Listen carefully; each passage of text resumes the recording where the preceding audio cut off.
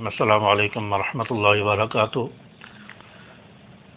8 فروری بروز جمعرات پاکستان میں اس میں عام انتخابات ہوئے اور قوم نے اپنا نمائندہ منتخب کرنا تھا کہ عوام الناس کن لوگوں کو اپنا حکمران منتخب کرتے ہیں۔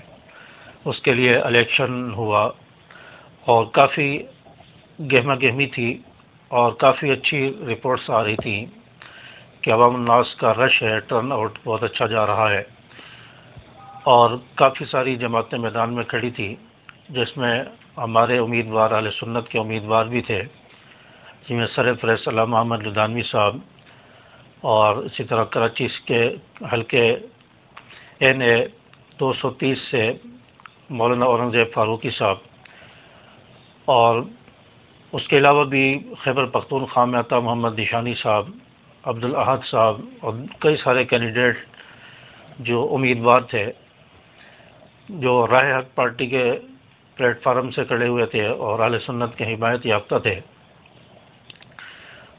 تو رات تک 12 بجے تک الیکشن کے نتائج بہت حوصلہ افزا تھے۔ علامہ فاروقی صاحب کافی بھاری لیڈ سے لیڈ کر رہے تھے، اور جو 5-6 حلقوں کا نتیجہ آیا اس میں علامہ فاروقی صاحب کی بہت اچھی لیڈ تھی اور بھاری اکثریت سے کامیاب ہو رہے تھے۔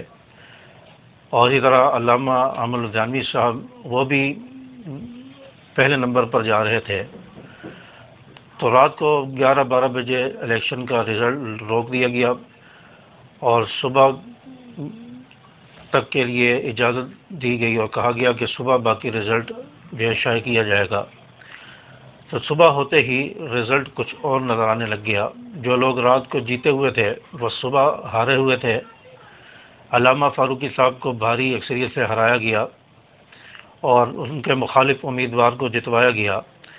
اسی طرح علامہ لدھانوی صاحب جو رات تک جیتے ہوئے تھے، ان کے اچھی کارکردگی اور اچھی لیڈ سے جا رہے تھے، تو صبح ہوتے ہی ان کو بھی ہرا دیا گیا۔ اسی طرح خیبر پختونخوا میں عطا محمد دیشانی صاحب رات کو جیت چکے تھے اور وہاں پر خوشی کا سما تھا، ریلیوں کا، جشن کا جو ہے اہتمام کیا گیا تھا۔ تو صبح جب اٹھے تو وہ بھی ہار چکے تھے۔ تو ایک سوچی سمجھی سازش کے تحت جو پہلے پاکستان کے انتخابات میں ایک روٹین چلتی آ رہی ہے دھاندلی کی، تو اس روٹین کو، اس طریقہ کار کو، اس چیز کو اس دفعہ بھی برقرار رکھا گیا۔ پہلے تو دھاندلی ہوتی تھی، اس دفعہ دھاندلا کیا گیا ہے، اور اس دھاندلے کے نتیجے میں اہل سنت کے امیدواروں کو ہرایا گیا۔ اور یہ انتخابات تو عوام کو دکھانے کے لیے تھے، لیکن اندر اندر پہلے سے سیٹنگ ہو چکی تھی کہ کیا ہونا ہے، کیا کرنا ہے۔ تو عوام الناس کا جو پیسہ تھا، اربوں روپیہ اس الیکشن پر لگا، اس اربوں روپے کو ہوا میں اڑا دیا گیا، اور جو من پسند امیدوار تھے جن کو عوام نے ووٹ دیے، ان کے نتیجے جو ہے وہ چھپائے جا رہے ہیں، ان کا مینڈیٹ چوری کیا جا رہا ہے۔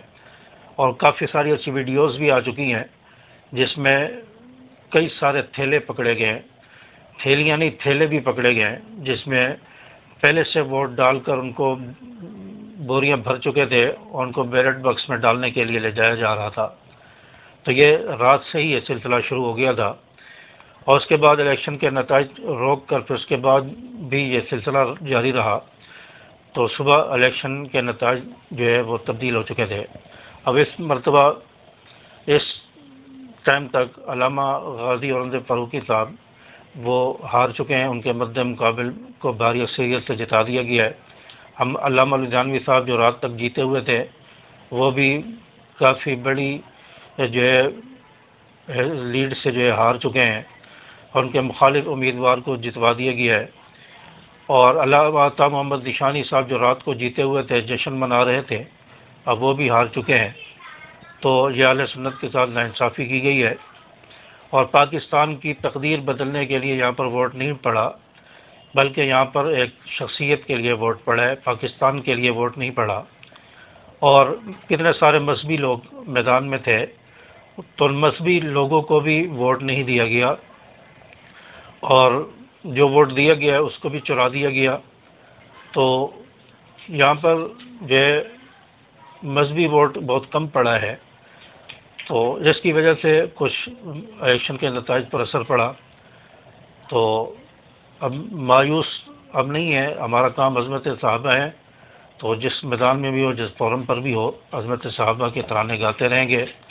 اگر اسمبلی میں جا کر یہ کام ہوتا تو زیادہ بہتر طریقے سے ہوتا، لیکن اس پر مایوس نہیں ہے. جو تقدیر میں لکھا ہوتا ہے، جو اللہ تعالیٰ نے لکھا تھا وہ ہوا ہے، اور اس میں بھی کوئی بہتری ہوگی تو اللہ تعالیٰ سے دعا کرے کہ اللہ تعالیٰ میں نیک صالح حکمران عطا فرمائے، کچھ ظالم جابروں کو ہمارے پر مسلط نہ فرمائے، اور دین کا درد اور غیرت رکھنے والے حکمران اللہ تعالیٰ عطا فرمائے.